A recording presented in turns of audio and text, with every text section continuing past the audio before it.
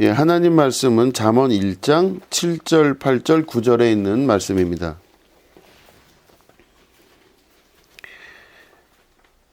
예, 우리 한 목소리로 읽도록 하겠습니다. 시작. 여호와를 경외하는 것이 지식의 근본이거늘 미련한 자는 지혜와 훈계를 멸시하느니라.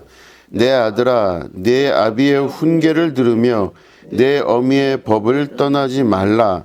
이는 내 머리에 아름다운 관이요 내 목에 금사슬이니라. 아멘. 예, 오늘은 훈련의 필요라는 제목 가지고 함께 말씀을 나누도록 하겠습니다.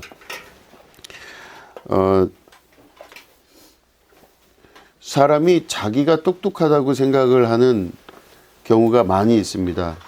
그 말은 다른 말로 하면 정확하게 내가 똑똑하다 이렇게 느끼는 것 말고도 나는 틀린 것이 없다라고 생각하는 경우가 많습니다. 다 자기가 맞다고 생각을 하는 것이죠. 그래서 자기가 뭔가 똑똑하고 정확한 판단을 한다고 생각을 하기 때문에 자기의 삶을 그렇게 사는 겁니다, 다. 그런데 성경을 우리가 읽고 신앙생활하는 것은 나의 똑똑함에서 내려와서 하나님의 똑똑함, 이제 우리 성경적 말로 보면 하나님의 지혜로 들어갈 수 있어야 되는 겁니다. 나의 지혜가 아니라 하나님의 지혜로 살 수 있는 그 길을 걸어가는 것, 이게 바로 신앙생활을 하는 주된 목적이라고도 볼 수 있습니다. 사람이 자기가 지혜롭다고 여기기 시작하면 다른 소리가 들어오질 않습니다. 전부 다 자기 속에서 나오는 자기 지혜로 모든 것이 맞다고 생각하기 때문에 거기에는 의문의 여지가 없습니다. 그런데 점점점 시간이 지날수록 많은 경험을 할수록 자기가 옳지 않다는 것을 알게 되는 순간이 옵니다. 내가 아는 것이 전부가 아니고 또 내가 현재 생각하고 있는 것이 다가 아니다, 이걸 알게 돼요. 근데 어떻게 그때 알게 되냐면 실수를 하거나 실패를 할 때부터 그거를 깨달아 알기 시작합니다. 뭔가가 문제가 생겨서 그게 문제라고 여기는 순간서부터 우리 안에 그런 자기 생각에 대한 객관화가 되는 거죠. 잘못됐다 이 생각을 하는 겁니다. 제가 이제 얼마 전에 제 친한 친구를 만났는데 그 친구가 이런저런 얘기를 하다가 그 아들을 그렇게 때렸어요. 말을 안 들으니까 때렸겠죠. 그래서 이제 막 때렸대요. 아주 호되게 이제 강하게 그 아들을 가르쳤다고 합니다. 그런데 아들을 그렇게 호되게 가르쳤는데 어느 순간 자기가 그 아들에게 그렇게 호되게 하면서 돌아본 겁니다. 그러니까 이 친구가 제가 참 좋아하는 친구인데 자기를 돌아볼 줄 아는 친구예요. 자기 돌아보는 건 되게 똑똑한 거거든요. 원래 자기를 못 돌아봐서 사람들이 문제가 생기고 모든 사건이 벌어지는 겁니다. 근데 이 친구는 자기를 돌아본 거예요.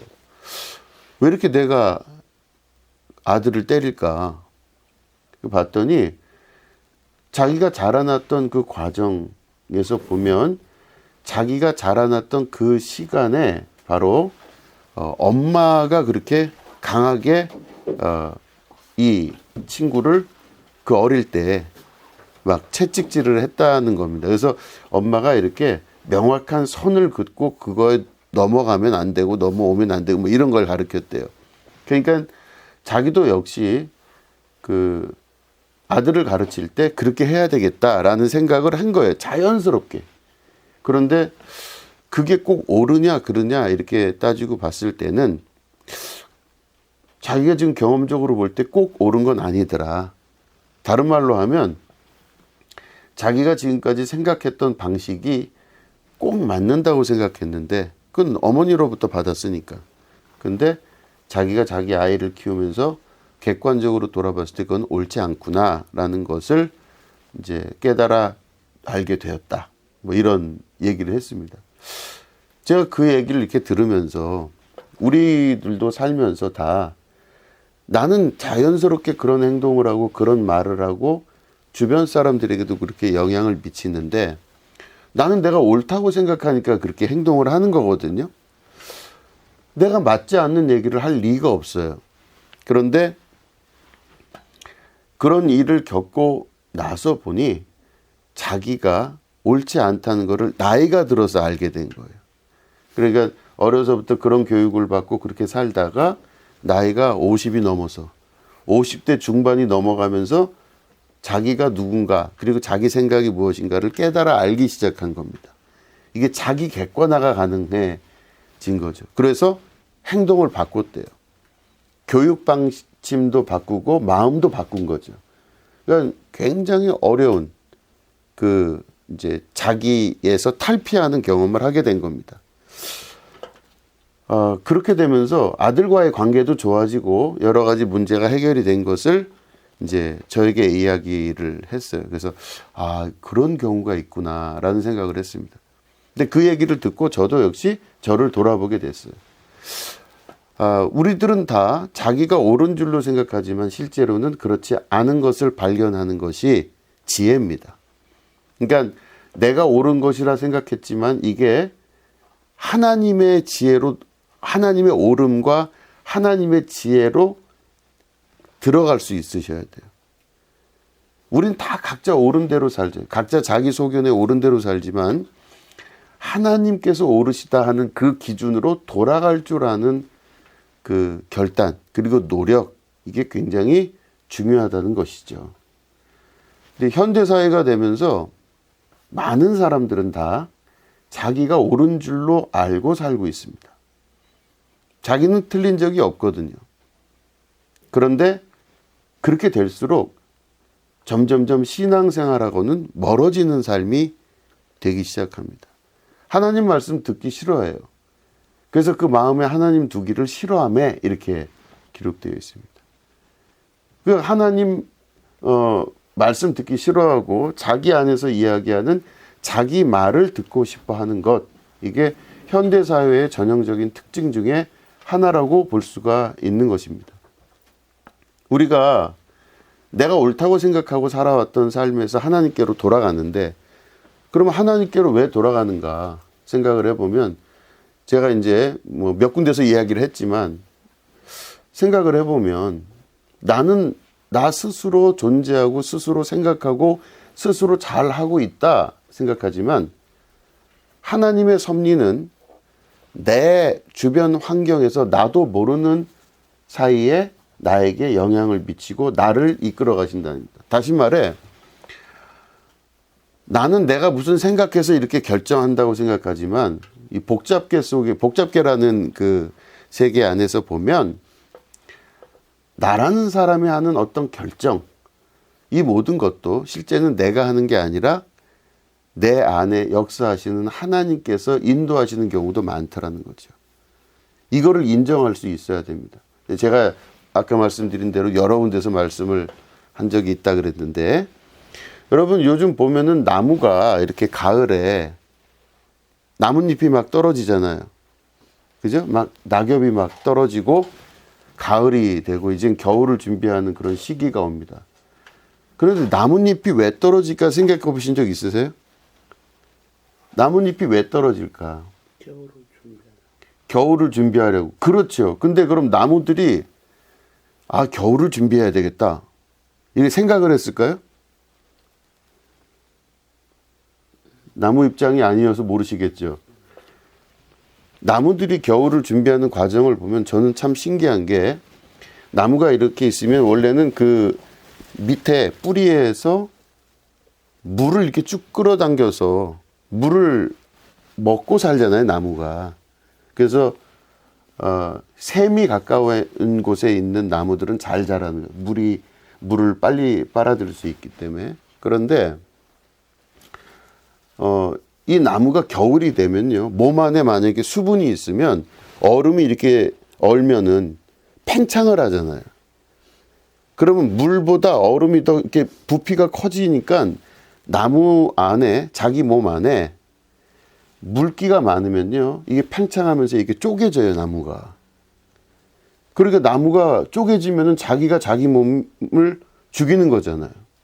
그래서 나무들이 어떻게 하냐면 겨울이 오기 직전에 자기 몸에 있는 수분을 계속 빼기 시작해요. 그게 최소 2달 정도는 된다고 합니다. 2달 정도가량의 기간 동안 자기 몸에 있는 수분, 물을 쭉 빼서 아주 추운 겨울을 날 때는 그 몸속에 물보다는 글리세린류의 액체가 많아지는 거예요. 글리세린은 팽창이 좀 물보다 팽창률이 좀 적거든요. 그러니까 최소한의 수분만 남기고 나머지 것들을 다 내려버리면 나무는 자기 안에 수분이 없기 때문에 겨울을 무사히 날 수가 있어요. 자기 몸이 뭐 물이 이렇게 얼어서 팽창돼서 찢어지고 이런 경우가 없다는 말입니다.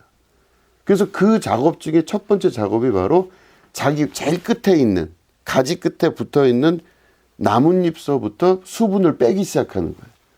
그러니까 이제 파랬던 녹색이었던 그 나뭇잎들이 물이 쭉 빠지면은 자기가 원래 가지고 있었던 그 색깔대로 마른 상태로 떨어지기 시작해요. 요즘 은행잎이 노랗잖아요. 아주 이쁘잖아요. 은행잎은 노란색의 잎의 원형을 갖고 있고, 이게 만약에 물을 빨아들이고 광합성을 하면은 그냥 녹색이 되는 건데, 거기서 물을 빼니까 이게 노랗게 변해요. 단풍나무는 빨갛게 변해요. 결국엔 나무들이 나뭇잎에 있는 수분을 빼고 자기 몸에 있는 수분을 빼는 것은 다가올 겨울을 준비하는 엄청난 준비의 과정이라는 겁니다. 나무들 똑똑하죠? 굉장히 똑똑하죠? 저는 저보다 똑똑한 것 같아요. 그래서 제가 어느 날 지나가다가 이렇게 은행이나 이런 나무들을 보고 손을 잡고 이렇게 대고, 넌 어떻게 이렇게 똑똑하니? 근데 말하기 싫었지만 나보다 이런 말을 했어요. 나같이 이렇게 미련한 게 아니라 어떻게 이렇게 넌 똑똑하니? 그런 말을 했습니다. 신기한 겁니다. 나무는 뇌가 있지 않고 그 어떤 그 자기 안에 있는 지능을 활용한 것이 아닌데도 겨울을 준비하고 겨울을 지나갈 수 있는 엄청난 지혜를 갖고 있다는 거죠. 과연 나무가 스스로 그렇게 생각을 했을까? 잘 모르겠어요. 그죠? 자, 그러면 또 보면 또 한 가지는, 예를 들어서 나무나 이런 이제 식물들은 번식을 해야 되는데 나무는 돌아다니질 않잖아요. 돌아다닐 수가 없습니다. 그러면 나무가 자기가 번식을 하려면 씨를 주변에다 뿌려야 이게 번식이 될 텐데, 씨는 이렇게 열매 안에 있잖아요. 근데 이 나무가 하는 일이 뭐냐? 씨를 열매 안에다가 가두면서 이 열매가 향이 예쁘게 나야 돼요. 맛있게. 그래서 주변에 있는 동물들이 그 열매를 먹게끔 자기가 최대한 향을 예쁘게 만들어내고 맛도 맛있게 만들어요.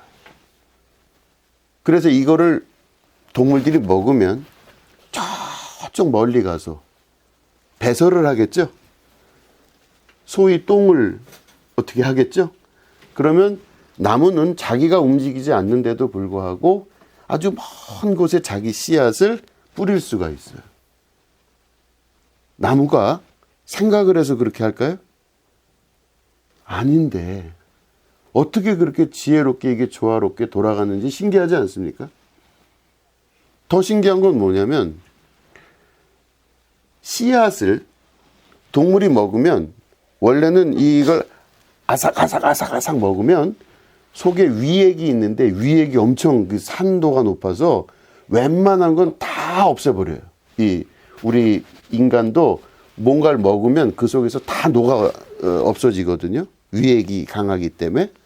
근데 씨는요 절대로 위액 때문에 없어지질 않아요. 씨를 그대로 삼키면은 위액이 그 씨를 아무리 공격을 해서 녹이려고 하더라도 씨는 그대로 나요. 배설물로. 신기하지 않습니까? 수박씨, 참외씨 이런 거 다 보면 그렇잖아요. 씨를 먹고 그 위액이 씨를 녹이지 못하도록 씨가 점점 발전을 한 거겠죠. 그렇게 돼서 멀리 가서 동물들이 위액을 지나서 배설물로 나올 때 멀리 가서 그 이제 배설을 하면 거기에 이 종족 번식을 하고자 하는 이 나무에 또 다른 새로운 생명의 개체들이 자라나기 시작하는 거예요. 나무가 그렇게 개발을 했을까요? 자기들끼리 모여서 박사학위 받고 우리끼리 위액에서 녹지 않는 씨앗을 좀 가져보면 어떨까 생각을 했을까요? 아니잖아요. 신기한 일입니다. 아주 이상한 일이에요. 그래서 저는 나무를 봐도 이상하고 뭘 먹을 때 씨를 봐도 아주 이상해요. 야, 어떻게 이런 경우가 있나.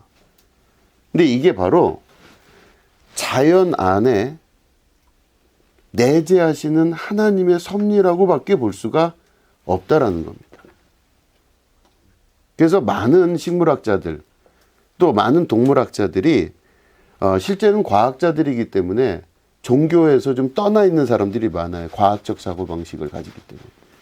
그런데 우리나라에 꽤 많은 그래도 저명하고 유명한 진화생물학자들이나 혹은 식물학자, 동물학자 이런 양반들 중에 교회 다니는 사람이 그렇게 많아요.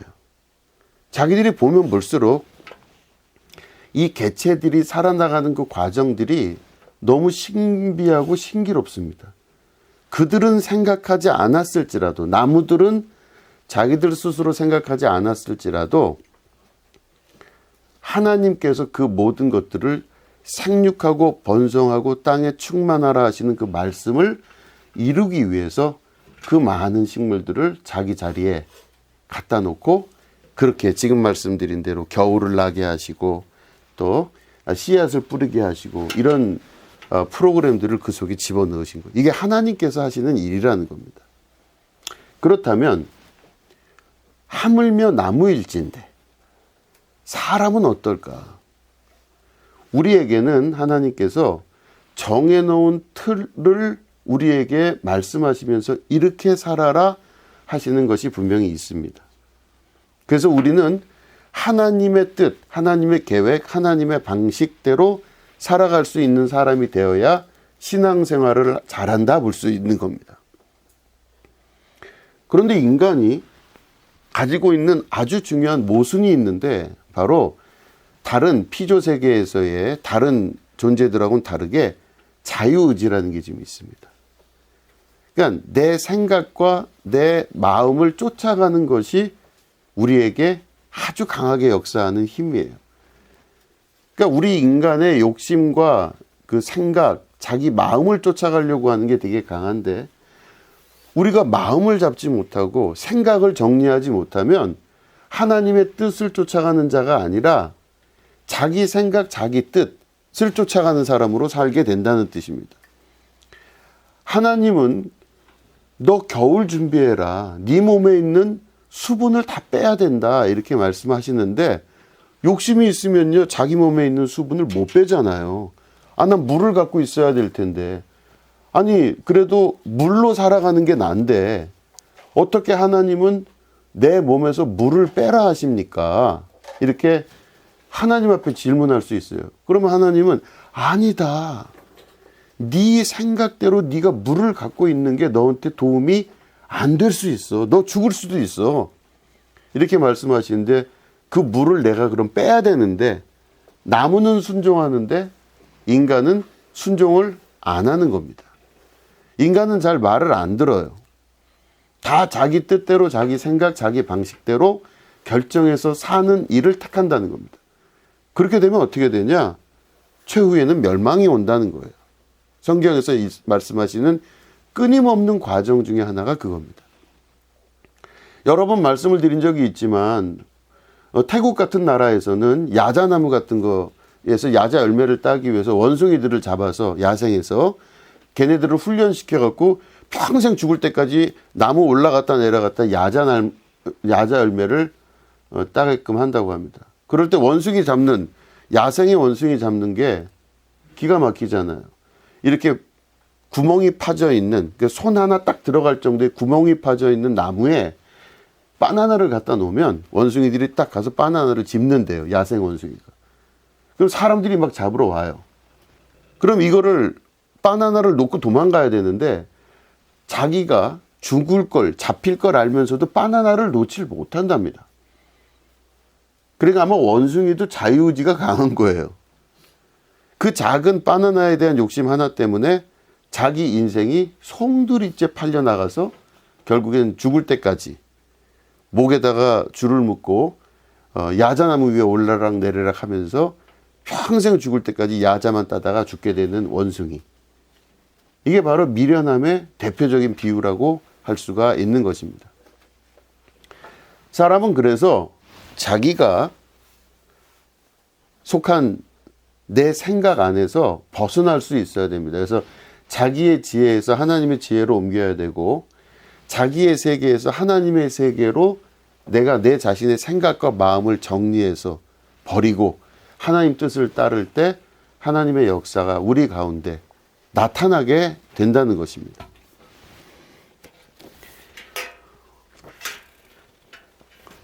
오늘 읽은 본문 말씀은 솔로몬이 자기 자녀에게 정말 진심을 다해서 부탁하면서 하는 하나님의 말씀입니다. 내 아들아, 내 아비의 훈계를 들으며 내 어미의 법을 떠나지 말라. 이렇게 말씀하고 있습니다. 모든 것을 가지고 있었던 가장 부자이고 가장 똑똑하다고 여겨지는 솔로몬이라는 왕이 자기 자녀에게 부탁을 합니다. 제발 부탁하기를 네 아비의 훈계를 들으며 네 어미의 법을 떠나지 말라. 이제 이런 이야기를 합니다. 아비의 훈계는 바로 상징적인 의미가 있습니다. 아비의 훈계는 바로 진리를 말합니다. 진리를 말하는 것이고 어머니의 법은 바로 형식을 말합니다. 진리와 그 진리를 담는 형식이 같이 갖추어져야만 됩니다. 아버지의 훈계와 어머니의 법이라고 하는 것은 내용과 콘텐츠와 그걸 담는 그릇이라고도 볼 수 있습니다. 그래서 음식이 아무리 좋아도 그것을 사람들에게 내어놓을 때는 그릇이 있어야, 마땅한 그릇이 있어야 그 그릇 위에서 음식을 먹게 되는 거죠. 그릇이 준비가 되지 않고 음식만 준비되면요, 파티, 잔치는 제대로 진행될 수가 없습니다. 또 그릇만 있다고 하고 음식이 준비되지 않으면 그것은 역시 준비가 미흡하고 그 잔치는 제대로 진행될 수가 없게 되는 것입니다. 그렇기 때문에 아버지의 훈계와 어머니의 법도를 지킨다고 하는 것은 그 내용과 형식을 다 갖춘 사람이 되어야 된다라고 하는 솔로몬 왕의 제안인 것입니다. 이 솔로몬 왕은요, 자기 삶을 통해서 그 많은 부와 명예와 지혜와 모든 칭찬을 누렸음에도 불구하고 그 인생 개인에게는 굉장히 어려운 많은 일들이 있었습니다. 그런데 그 어려운 일들이 그냥 어려운 일로 그친 것이 아니라 그 삶의 여정을 통해서 솔로몬은 자기의 무능력함을 본 것입니다. 자기의 무능력함을 봤다는 것, 그것은 곧 지혜로 가는 첫 번째 길입니다. 내가 똑똑하지 않구나라는 것을 느낀 그 순간서부터 하나님의 지혜가 시작이 되는 것입니다.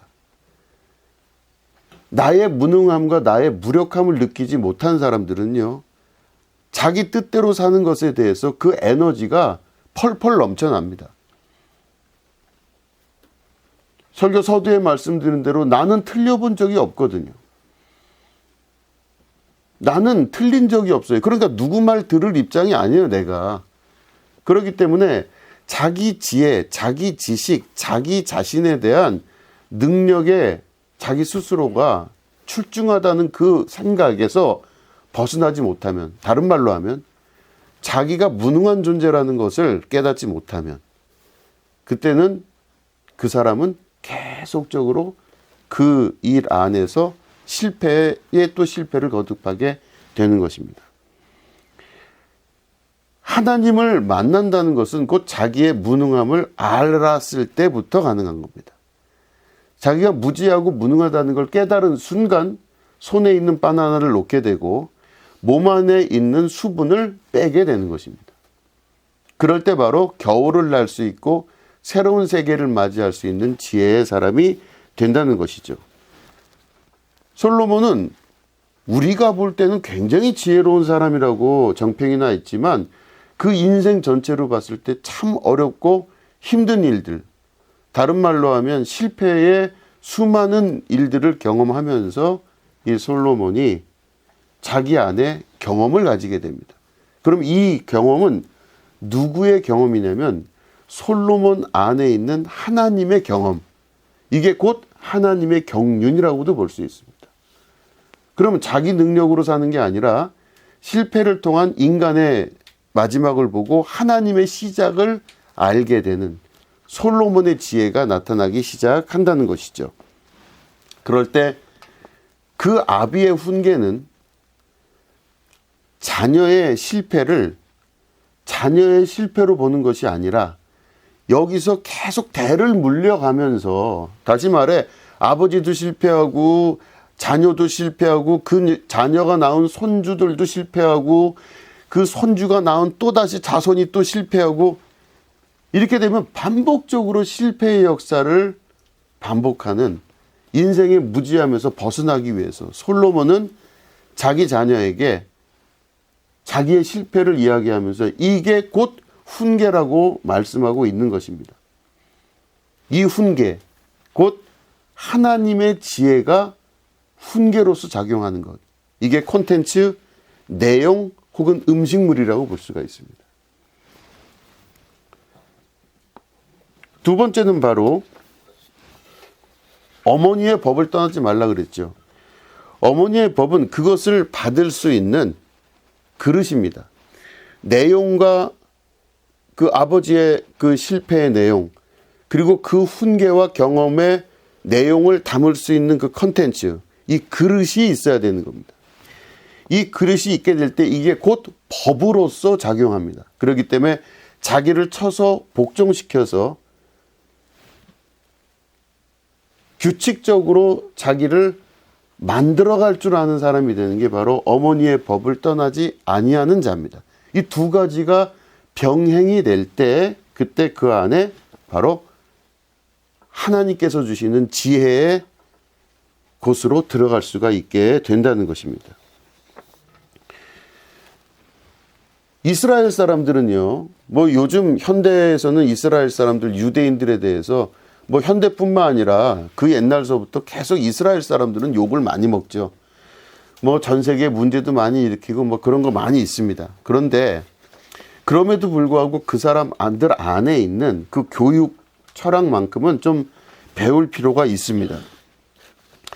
중요한 것은 이 이스라엘 사람들은요, 그 역사를 이어오면서 자기들이 가지고 있는 그 콘텐츠와, 다시 말해 하나님께서 우리에게 원하시는 훈계, 그 내용과 그리고 어머니의 법을 계속 교육을 통해서 자녀들에게 대물림해서 내려왔어요. 그러니까 결국은 그 말은 무슨 말이냐, 조상이 했던 잘못을 밑에 사람들이 반복하지 않도록 계속해서 발전시켜 내려왔다고 하는 뜻입니다.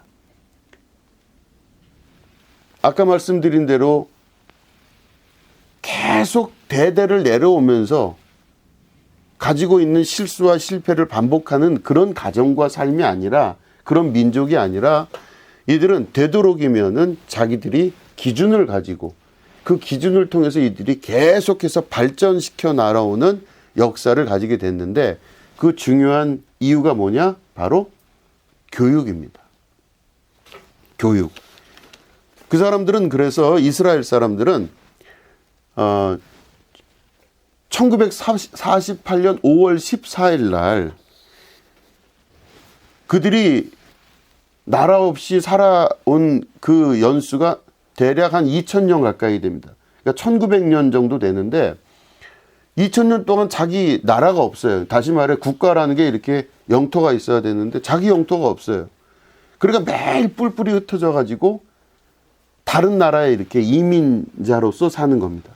그럼 이민자로 살다가 유태인인 게 드러나면 막 왕따를 당하기도 하고 아예 뭐 돈을 못 벌게끔 쫓겨나기도 하고 뭐 별의별 일들을 다 겪어가면서 이들이 자기 땅 없이 자기 나라 자기 국가 없이 정말 힘들게 흩어져서 사는 일들을 했는데 이 사람들이 1948년 5월 14일 날 이제 지금의 이제 그 팔레스타인 쪽에 이제 이스라엘이라고 하는 지역에 돌아오게 됐죠. 물론 그 과정도 정치적으로 문제가 많지만 어쨌든 그걸 다 제거하고 생각을 해보면 그들이 돌아왔는데 2000년 가까이 서로 다 다른 나라에서 다른 방식으로 살았던 이스라엘 사람들이 국가를 1948년도에 처음 만들어서 다 모였어요.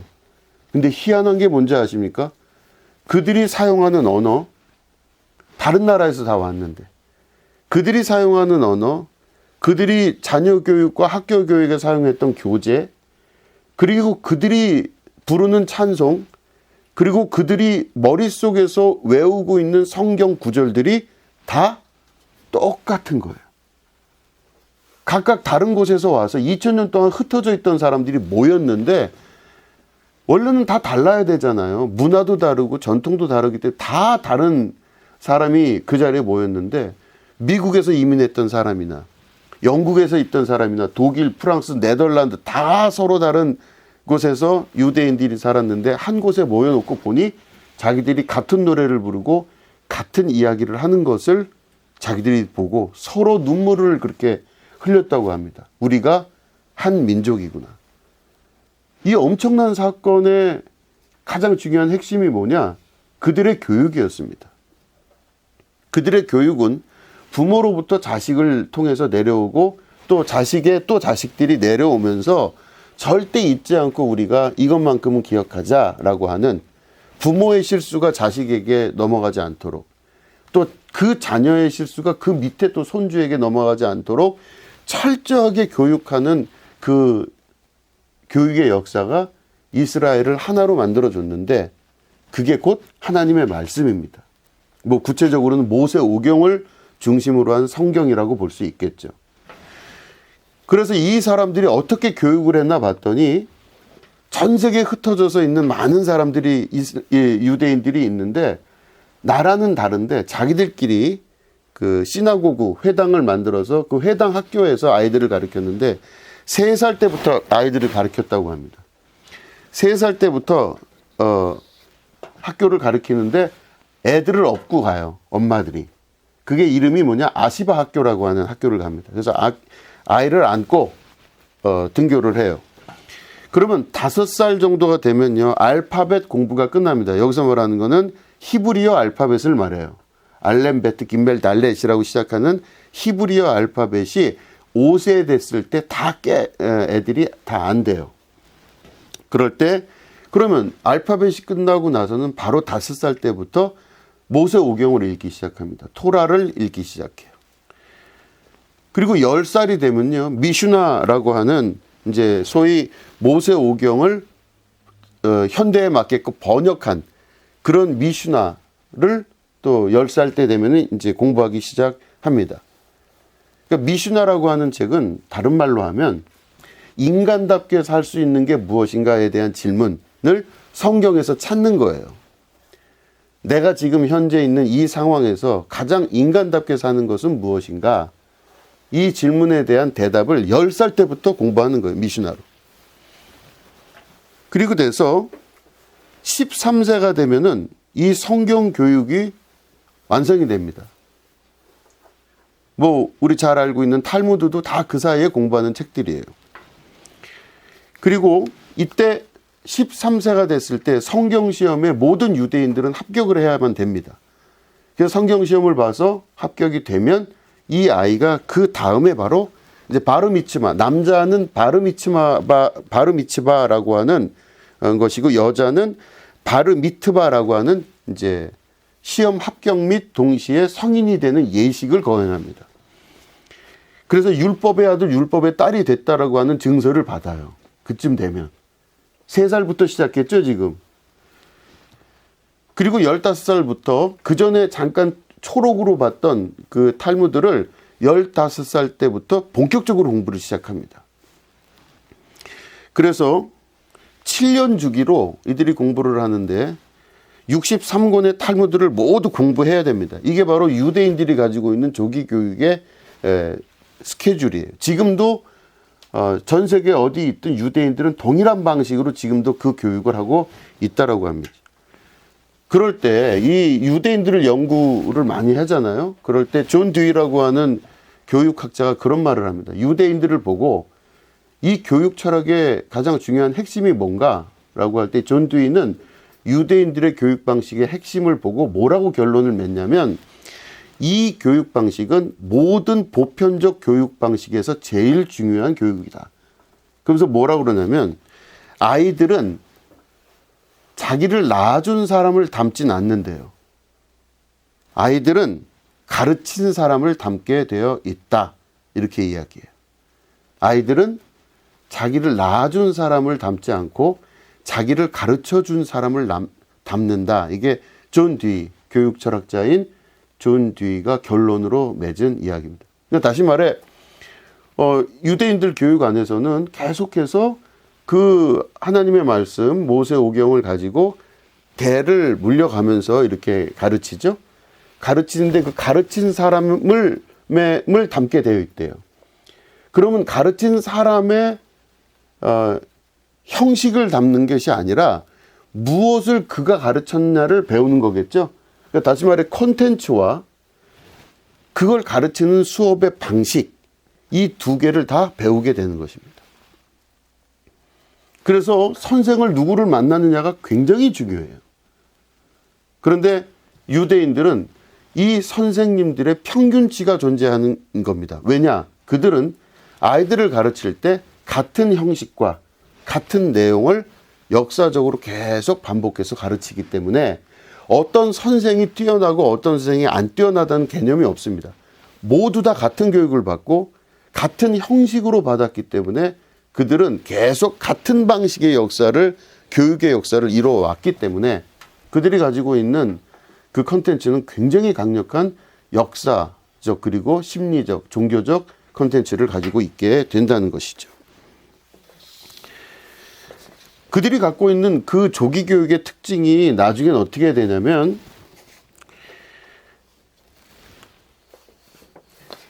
전통 교육으로 내려옵니다. 계속해서 전통을 갖고 내려오는데 그들의 주장은 바로 뭐냐면 제일 중요한 주장이 바로 뭐냐. 유대인들은 아이가 원하는 방식대로 아이를 키우지 않습니다. 아이가 원하는 방식대로 키우는 게 아니라 성경이 말씀하는 방식으로 아이를 키우는 게 맞다. 이게 아이의 그 기준 안에 딱 맞게 되어 있어요. 그리고 기준이 있는 거예요. 아이가 원하는 방식은 각자의 생각마다 다 다르잖아요. 어떤 아이는 노래를 잘하고 어떤 아이는 뭘 어떻게 하고 각자 자기가 잘하고 못하는 것들에 대해서 욕망도 있고 이런 것들이 다 다르게 나타나는데 유대인 교육 안에서는 아이가 원하는 걸 시키는 게 아니라 성경이 바라는 인간상을 만들어요. 이게 바로 성경 중심으로 계속 스스로 질문하게끔 만드는 교육의 원칙입니다. 특별히 이 사람들 유대인 교육 중에서 요즘 이제 한국 교회에서도 이런 것들을 또 이렇게 따와서 이야기하는 경우가 많지만 원래 유대인 교육 안에서 있는 겁니다. 유대인 교육에서 핵심이 바로 뭐냐면 특별히 탈무드의 그게 강하게 주장하는 바가 뭐냐면 아무도 없는 곳, 한 사람도 안 보는 곳에서 규칙을 지킬 수 있어야 됩니다. 자기가 아무도 안 보는 곳에서도 그 규칙을 지킬 줄 아는 사람입니다. 왜냐하면 사람들은 다 누군가가 보고 있으면 안 하거나 누군가가 보면 그것을 하거나 하는 경우가 많은데 유대인들은 절대적으로 지켜야 되는 것이 아무도 보지 않는 곳에서 똑같은 행동을 반복할 수 있어야 되는 겁니다. 누가 보든 누가 보지 않던 그 기준에서 흔들림 없는 것. 이게 그래서 탈무드 교육 중에서 유대인 아이들에게 가르치는 제일 중요한 원칙 중에 하나입니다. 혼자 있을 때 똑같이 행동하라는 겁니다. 그러니 이게 얼마나 현대사회에서도 큰 중요한 영향을 미치겠습니까? 주변 사람들이 안 볼 때는 이렇게 하다가 사람이 보면 또 이렇게 행동할 수 있는, 다시 말해 주변 사람들의 영향을 받거나 내가 영향을 주려고 하는 그런 식의 삶을 살지 않도록 하는 것이죠. 근데 오히려 우리 한국 사회 같은 데서는 눈치껏 잘해야 된다는 말을 되게 많이 하잖아요. 눈치껏 잘해야 된다. 그 눈치껏 잘해야 된다고 하기 때문에 여러 군데서 문제가 발생을 하는 겁니다. 모든 곳에서 문제가 발생을 하는 거예요. 기준을 삼을 수 있어야 되는 것이죠. 그 신앙생활 한다는 것은 결국엔 자기의 그 컨텐츠, 다시 말해 하나님의 말씀과 그것을 배울 수, 담을 수 있는 그릇, 이 두 개가 복합적으로 작용을 해야 됩니다. 이게 복합적으로 작용해야 결국에는 우리가 하나님의 뜻대로 살 수가 있게 되는 것입니다. 그릇을 담는다는 것은 다시 말해 내가 내 그릇을 확장시켜서 그 말씀을 담을 수 있는 사람으로 자기를 만들어가는 거예요. 그렇기 때문에 자기를 쳐서 복종시킨다고 이야기합니다. 힘들지만, 싫지만, 괴롭지만 자기가 일어나서 자기를 자꾸 칠 수 있어야 돼요. 그래서 그릇을 만들어갈 줄 아는 사람이 되는 겁니다. 이거는 어떤 이유가 됐건 그것들을 만들어갈 줄 아는 사람이 될 때 그릇이 완성이 됩니다. 그 그릇이 완성이 된 그곳에 하나님의 말씀이 들어가서 각자 자기가 속한 곳에 다른 방식으로 하나님의 역사가 나타나게 되는 것이죠. 가장 중요한 거는 솔로몬이 자녀에게 가르친 이 진실한 이야기는 여기 보면은 자기 자녀들에게 이것을 이야기할 때 사실은 선생님이 이야기해 주는 것보다 또 학교에서 선생님이 얘기해 주는 것보다 주변에 있는 어떤 사람이 얘기해 주는 것보다 자기 부모가 이야기해 주는 것이 가장 진실하잖아요. 그러니까 정말 사랑하는 마음으로 자기 자녀에게 이렇게 살으라 라고 말씀하는 그 장면이 우리의 본문 말씀이잖아요. 그래서 아버지의 훈계와 어머니의 법도를 같이 가져가는 게 제일 중요합니다. 내용과 형식이 분명하고 내용은 하나님 말씀, 형식은 각자 노력해서 자기의 그릇을 넓히는 과정. 이것들이 자기가 힘들고 어렵지만 규칙적으로 매일매일 그것을 반복할 때 우리 안에 이 역사가 나타나게 됩니다. 그런데 이 두 가지, 다시 말해 내용과 형식을 같이 개발하면서 만들어 나가는 자기 인격이 되고 자기 생명이 되고 자기 삶이 될 때 가장 베이스는 뭐냐? 가장 베이스는 바로 여호와를 경외하는 것입니다. 여호와를 경외하는 것. 여호와를 경외한다고 하는 경외라고 하는 단어는 이르아라고 하는 단어를 씁니다. 이르아라고 하는 단어는 원래 야레라고 하는 단어에서 파생된 명사예요. 야레라고 하는 건 무슨 말이냐? 무섭다, 두렵다, 떨린다 뭐 이런 뜻이 그 속에 들어가 있습니다. 이게 무슨 말이냐면 지혜로운 자에게는 하나님을 경외하는 것이 있어요. 경외한다는 건 뭐냐? 세상에 나보다 더 지혜로운 분이 있다 그러면 두렵잖아요. 제가 독일에 있을 때 이제 여러 유학생들이 이렇게 말을 합니다. 그러면 이제 여러 유학생들이 뭐 서너 명 혹은 뭐 네다섯 명이 같이 다녀요. 그러면 독일 어느 상점을 가거나 누구랑 뭐 독일 사람하고 이야기할 때 그 네 명이 다 독일어 실력이 비슷해도 한 사람이 잘하면 나머지 세 명이 못해요. 한번 언제든지 한번 가서 외국 나가시면 그거 한번 보세요. 네, 다섯 명, 세네 명이 모여 있을 때 말은 누구만 하냐면 한 사람만 해요. 제일 먼저 잘하는 사람이 제일 많이 해요. 나머지 사람들은 다 못해요. 왜냐하면 자기가 드러나는 것이 창피하기 때문에 잘 안 돼, 그게. 특히 한국 사람들은. 그래서 이 여러 명 중에서 한 명이 제일 잘한다는 거가 됐을 때 나머지 사람들은 다 고개를 숙여요. 그 외국에서 있을 때 전형적인 겁니다. 이거는 뭐 제가 겪은 문제뿐만 아니라 저뿐만 아니라 모든 사람들이 유학생들이 다 겪는 문제예요. 한 명이 잘하면 나머지는 안 해요, 말을. 근데 그때 어떤 감정을 느끼냐면 한 명이 굉장히 잘할 때 나머지가 못한다 할 때 느껴지는 그 감정이 약간의 겸연쩍음, 또 나보다 지혜롭고 똑똑하고 괜찮은 사람이 옆에 있구나라는 걸 느낄 때 느끼는 그 묘한 감정이 두려움도 아니고 무서움도 아니고 그렇다고 자괴감도 아니고 뭐 그냥 아주 복합적인 이상한 감정이 드는데 그 복합적인 감정이 바로 야레라고 하는 거예요. 나보다 뛰어난 분이 계시구나라는 거를 아는 순간 내가 말이 안 나오고 고개가 숙여지고 어디 가도 뭘 할 수가 없어요. 그럼 그 사람한테만 뭘 물어봐야 돼요. 근데 하나님을 경외하라고 하는 말은 무슨 말이냐?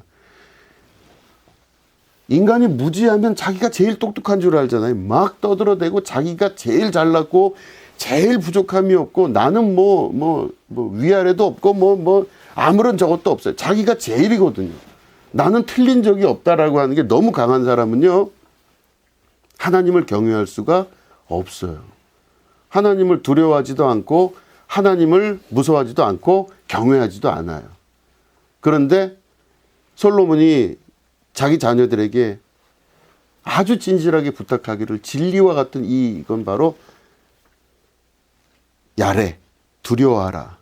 하나님을 경외하라. 다시 말해 나보다 훨씬 지혜롭고 나보다 먼저 알고 계시며 나보다 모든 것을 나 같은 사람을 창조하여 만드셔서 지금까지 보셨던 하나님의 지혜는 그 어떤 것보다 뛰어난 지혜구나라는 걸 인정할 수 있어야 된다는 겁니다.